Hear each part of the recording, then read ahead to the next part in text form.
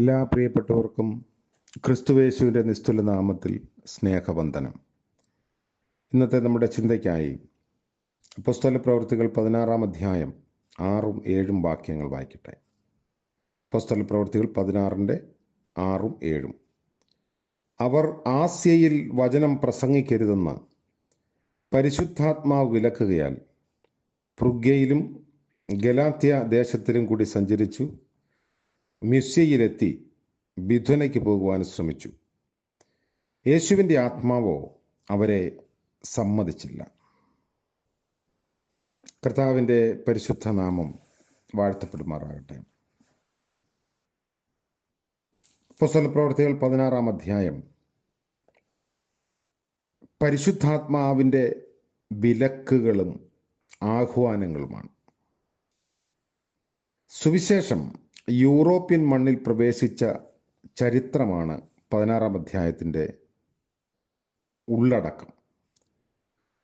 ഇന്ന് ഭൂഖണ്ഡം തിരിച്ച് നമ്മൾ ചിന്തിക്കുന്നത് പോലെയുള്ള ചിന്ത പൗലോസിൻ്റെയും മറ്റും കാലത്ത് ഇല്ലായിരുന്നു. ഇതര ഭൂഖണ്ഡങ്ങളിലേക്ക് സുവിശേഷം വ്യാപിക്കത്തക്ക വിധമാണ് പരിശുദ്ധാത്മാവ് കളം ഒരുക്കിക്കൊണ്ടിരുന്നത്. ഒന്നാം പ്രേക്ഷിത പ്രവർത്തനത്തിന് ഏതാണ്ട് 5 വർഷം കഴിഞ്ഞാണ് യൂറോപ്യൻ പര്യടനത്തിനൊക്കെ ഇറങ്ങിത്തിരിച്ചത്. പുതിയ മേഖലകളിലേക്ക് തിരിയുന്നതിന് മുൻപ് നേരത്തെ പ്രവർത്തിച്ച സ്ഥലങ്ങൾ സന്ദർശിച്ച് വിശ്വാസികളെ ഉറപ്പിക്കുന്നത് പൗലോസിൻ്റെ പ്രവർത്തന ശൈലിയായിരുന്നു. ഉത്തരവാദിത്തമുള്ള വേലക്കാരുടെ ലക്ഷണവും അതുതന്നെയാണ്. ഒട്ടകപ്പക്ഷിയെക്കുറിച്ച് നമ്മൾ കേട്ടിട്ടുണ്ട്. മണലാരണ്യത്തിലാണ് അത് കാണപ്പെടുന്നത്. മുട്ടയിടുന്ന കാലമാകുമ്പോൾ മണല് കാലുകൊണ്ട് മാന്തി കുഴിയുണ്ടാക്കി മുട്ടയിടും. കുഴി മൂടി പക്ഷി പോകും. മണലിൻ്റെ ചൂടുകൊണ്ട് മുട്ട വിരിഞ്ഞ് കുഞ്ഞുങ്ങൾ പുറത്തു വന്നോളും. മുട്ടയിട്ട പക്ഷിക്ക് അതേക്കുറിച്ച് മറ്റ് ചിന്തകളൊന്നും ഇല്ല എന്നതാണ് വാസ്തവം. ആത്മഭാരമുള്ള കർത്താവിൻ്റെ വേലക്കാർ കർത്തൃഭാഗത്തേക്ക് വന്ന മറ്റ് വിശ്വാസികളുടെ നിലനിൽപ്പിനെ കുറിച്ച് കരുതലുള്ളവരായിരിക്കും. വിശുദ്ധ പൗലോസ് ആ കൂട്ടത്തിലുള്ള ഒരാളായിരുന്നു. അതുകൊണ്ടാണ് പ്രവർത്തിച്ച മേഖലകളിലേക്ക് വീണ്ടും വീണ്ടും സമയം ലഭിക്കുമ്പോൾ മടങ്ങിച്ചെന്ന് അവരുടെ വൃത്താന്തങ്ങളെല്ലാം അറിഞ്ഞുകൊണ്ടിരുന്നത്. ഇവിടെ അവരെ വിട്ട് പിരിഞ്ഞു പോയ മർക്കോസിന് വീണ്ടും അവസരം നൽകണമെന്ന് ബർന്നബാസ് ആഗ്രഹിച്ചു. പൗലോസ് അതിനെ എതിർത്തു. അവൻ ശീലാസിനെയും കൂട്ടിയാണ് പോയത്. ബർന്നബാസ് മർക്കോസിനെ കൂട്ടി കുപ്രോസ് ദ്വീപിലേക്ക് പോയി. അത് സുവിശേഷത്തിൻ്റെ വ്യാപ്തിക്ക് പരിശുദ്ധാത്മാവ് ഉപയോഗിച്ച മറ്റൊരു വിധമായിരുന്നു. അത് 15-ാം അധ്യായത്തിലാണ് നമ്മൾ കാണുന്നത്. നഗരങ്ങൾ, വിശേഷിച്ചും തലസ്ഥാന നഗരങ്ങൾ കേന്ദ്രമാക്കി സുവിശേഷ വേല ചെയ്യുന്നത് പൗലോസിൻ്റെ ശൈലിയായിരുന്നു. പല പ്രയോജനങ്ങൾ അതിനുണ്ടായിരുന്നു. പല ദേശക്കാരും ഭാഷക്കാരും പാരമ്പര്യ വ്യത്യസ്തമായിട്ടുള്ളവരുമൊക്കെ നഗരങ്ങളിൽ കുടിയേറി പാർത്തിരുന്നു. പ്രശസ്ത സൈന്യ സേവനം നിറവേറ്റിയിട്ടുള്ളവരെ ആദരിച്ച് കുടി പാർപ്പിക്കുന്ന പട്ടണങ്ങളും ഉണ്ടായിരുന്നു. ഫിലിപ്പിയ അങ്ങനെയുള്ള ഒരു നഗരങ്ങൾ സുവിശേഷത്തിന് വേര് പിടിച്ചാൽ സമീപ പ്രാന്തപ്രദേശങ്ങളിലേക്ക് സ്വാഭാവികമായി അത് വ്യാപിക്കാൻ സാധ്യതയുണ്ട്. അതുകൊണ്ടായിരിക്കാം ഫിലിപ്പിയ, തെസലോനിക്ക, കൊരിന്ത്, എഫസോസ് തുടങ്ങിയ നഗരങ്ങൾ പ്രവർത്തന കേന്ദ്രങ്ങളായത്. പുതിയ സ്ഥലങ്ങൾ തേടുന്നതിന് മുൻപ് പഴയവ സന്ദർശിക്കുന്നതിന് മറ്റൊരു ഉദ്ദേശം കൂടെ ഉണ്ടായിരുന്നിരിക്കണം.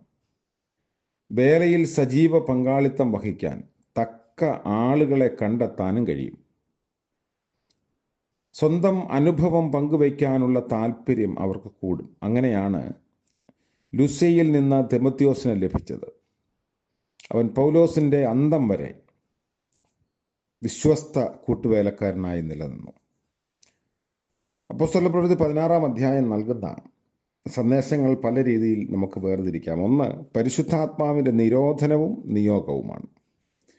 ആസ്യയിലും തുടർന്ന് ബിഥുന്യയിലും വചനം പ്രസംഗിക്കുന്നതിൽ നിന്ന് പരിശുദ്ധാത്മാവ് അവരെ വിലക്കി. എങ്ങനെയാണ് പരിശുദ്ധാത്മാവിൻ്റെ വിലക്ക് അനുഭവപ്പെട്ടത്? അത് വ്യക്തമായിട്ട് രേഖപ്പെടുത്തുന്നില്ല. ഒരു പക്ഷെങ്കിലും ഒരു തോന്നലാണോ ബാഹ്യ ശക്തികളുടെ ഇടപെടലാണോ എന്നൊന്നും നിശ്ചയമില്ല. പൗലോസിന്റെ ജഡത്തിലെ ശൂലം കൊണ്ടാണ് എന്ന് ചിന്തിക്കുന്നവരുണ്ട്. അതേസമയം മക്കതോന്യക്കാരനായ ഒരു പുരുഷൻ അരികെ നിന്ന് കടന്നു വന്ന് ഞങ്ങളെ സഹായിക്ക എന്നൊരു ദർശനവും കണ്ടു. 9-10 വാക്യങ്ങളിലാണത്. വൈദ്യനായ ലൂക്കോസിനെ കുറിച്ചാണ് എന്നാണ് പൊതുചിന്ത. രോഗിയെ ശുശ്രൂഷിപ്പാൻ വൈദ്യൻ.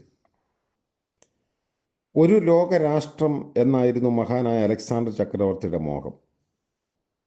സമീപ നഗരങ്ങളെല്ലാം തന്നെ ഒരളവിൽ അല്ലെങ്കിൽ മറ്റൊരളവിൽ അലക്സാണ്ടറുടെ ഓർമ്മ ഉണർത്തുന്നവയാണ്.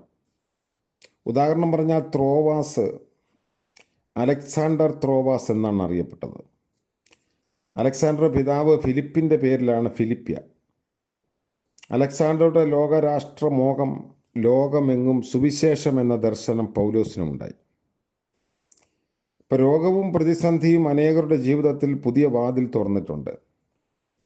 സാഹിത്യരംഗത്ത് പ്രശസ്തനാകുന്നതിന് മുൻപ് രാഷ്ട്രീയത്തിലും അതിനേക്കാൾ ഉപരിയായി കായിക രംഗത്തും തിളങ്ങി നിന്ന വ്യക്തിയായിരുന്നു ജോൺ മിൽട്ടൺ. കാൽമുട്ടുകൾക്കേറ്റ ഗുരുതരമായ ക്ഷതം നിമിത്തം ആ രംഗത്ത് തുടരാൻ കഴിഞ്ഞില്ല. ഒരു കാലത്ത് താല്പര്യമുണ്ടായിരുന്നതും പിൽക്കാലത്ത് വിട്ടുകളഞ്ഞതുമായ സാഹിത്യ രംഗത്തേക്ക് മടങ്ങാൻ നിർബന്ധിതനായി.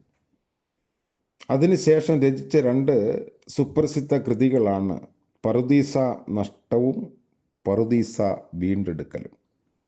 Paradise Lost and Paradise Regain. പരിശുദ്ധാത്മാവിൻ്റെ വിലക്കും ആഹ്വാനവും.